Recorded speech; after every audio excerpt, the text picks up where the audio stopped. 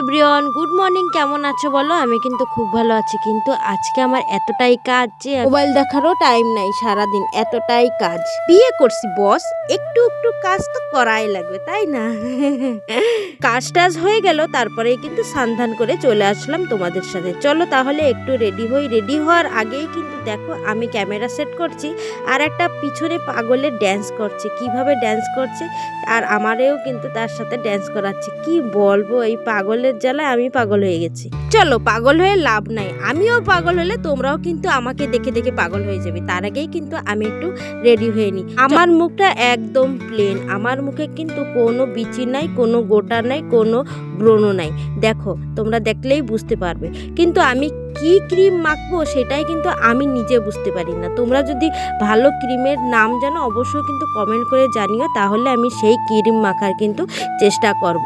জানো তো গাইজ, সবই ভালো, কিন্তু আমার চোখগুলো কেন এত গাড্ডার ভিতরে চলে যায় আমি সেটাই জানি না। যদি আমি একদিন একটু না ঘুমাই, তারপরে কিন্তু আমার চোখ আর চোখ দেখা যায় না। একদম লাগে কি দূরের গাড্ডার ভিতরে ঢুকে গেছে, এরকমই লাগে। দেখো, একদম প্লেন ভাবে কিন্তু আমি ক্রিমটা লাগিয়ে নিচ্ছি।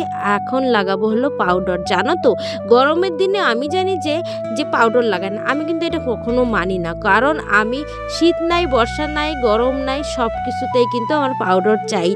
ক্রিম লাগিয়ে পাউডার না লাগালে ভালো লাগে না। অনেক লোক বলে যে শীতের দিনে পাউডার লাগাতে নাই, আরো অনেকে বলে গরমের দিনে পাউডার লাগাতে নাই। ভাই, আমরা কোনটা মানবো বলো তো? কোন দিকে যাবো বলো তো? চলো আমরা ডেলি পাউডার লাগাই, কারণ পাউডার না লাগালে মুখ সাদা হয় না। ওর জন্যই করছি যে ডেলি পাউডার লাগাবো। চলো চলো রেডি হয়ে এখন কিন্তু আরো অন্য অন্য অনেক কাজ।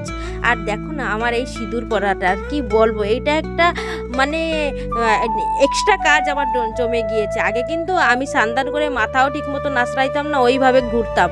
মুখে তো লাগাইতামই না, ওইভাবে ঘুরতাম। যদি আমি ডিউটি যাইতাম তাহলেই মাথা মুথা আশ্রয়, তারপরে ক্রিম ফ্রিম লাগাই যাইতাম। আর যদি বাড়ি থাকতাম রুমে, তাহলে আমার সারাদিন আমি নিজেকে নিজেই পাত্তা পেতাম না। এমনভাবে ঘুমাতাম, না হলে যদি ঘুরতাম তখন একটু মাথা মুথা আঁচড়াইতাম, না হলে যদি লেখালেখি থাকতো তাহলে তো আমার কি কেউই পায় না।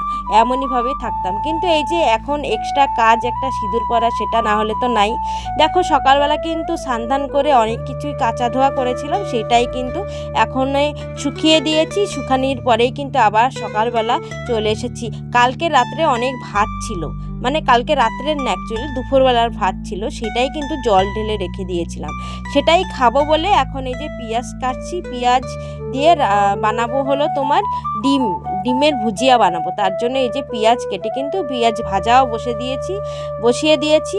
আর এখন ডিমটাকে ভালো করে ভুজিয়া করব। চলো তাহলে ভুজিয়া করি। জানো তো, আজকে ভুজিয়া করেছি, অল্প লবণ দিয়েছি, আর কিন্তু হলুদটা একটু বেশি পড়ে গিয়েছে, কারণ চামচটা একটু বড় তো আন্দাজ পাওয়া যায় না। আর প্রথম একটু ভুলভাল তো হবেই, তাই না? চলো এখন ভাত টাত খেয়ে আবার দুপুরেরটা গুছিয়ে নেব। এই যে দুপুরের জন্য সব কেটে নিয়েছি। আজকে তো রবিবার, জানো, একটু স্পেশাল তো বানতা হয়। দেখো, আগের থেকে কিন্তু চিকেনটাকে ভালো করে ম্যারিনেট করে মাখিয়ে রেখে দিয়েছিলাম একদম 2 ঘন্টা পরেই কিন্তু সব কাজ টাজ করে তারপরেই কিন্তু এখন রান্না করতে এসেছি। দেখো, ভাতও হয়ে গিয়েছে, আর দেখি এখন জল এসেছে।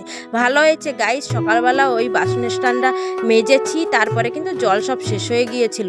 সান্ধান করার পরে এক ফোঁটাও জল ছিল না, তারপরে এখন জল এসেছে। সব কিন্তু এখনই ভরে নেবো। আর জানো তো, এই স্ট্যান্ডের হলো সব নামিয়ে এখন সব কিন্তু ধোয়া লাগবে, কারণ স্ট্যান্ডটা এতটাই ময়লা হয়েছিল যে সব জিনিসপত্র কিন্তু এর ভিতরে যা যা ছিল সেটাও কিন্তু ময়লা হয়েছে। সব ধুয়ে ধুয়ে রাখবো।